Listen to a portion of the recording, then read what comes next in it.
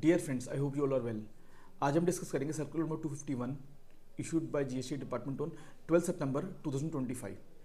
इसमें जो post supply discount की रिगार्डिंग क्लैरिफिकेशन दी गई है, मैं उसको 3 पार्ट्स में समझाऊंगा। पहला पार्ट, जब मैन्युफैक्चरर अपने डिस्ट्रीब्यूटर को पोस्ट सप्लाई डिस्काउंट देता है थ्रू फाइनेंशियल और कमर्शियल क्रेडिट नोट, तो manufacturer can not reduce his original tax liability.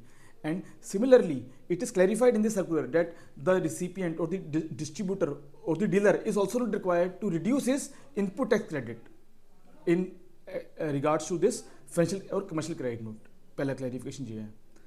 Second clarification, अगर post supply discount दिया गया है through manufacturer to his distributor for pushing the competitive pricing in the market, price reduce करने के लिए उसको post supply discount दिया गया है, उस केस में भी जो डिस्ट्रीब्यूटर या रिसिपिएंट है उसको भी तब भी अपना इनपुट रिड्यूस नहीं करना है। उसके लिए it is not required to reduce its input tax liability.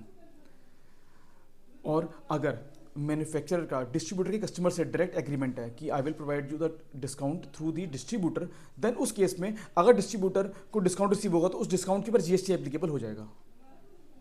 2 cases parts में डिस्कस किए। थर्ड पार्ट, अगर जो डिस्ट्रीब्यूटर है वो प्रोमोशनल एक्टिविटी रन करता है फॉर दी मैन्युफैक्चरर गुड्स और उस केस में उसको पोस्ट सप्लाई डिस्काउंट मिलता है, तो उस केस में भी जीएसटी एप्लीकेबल नहीं है।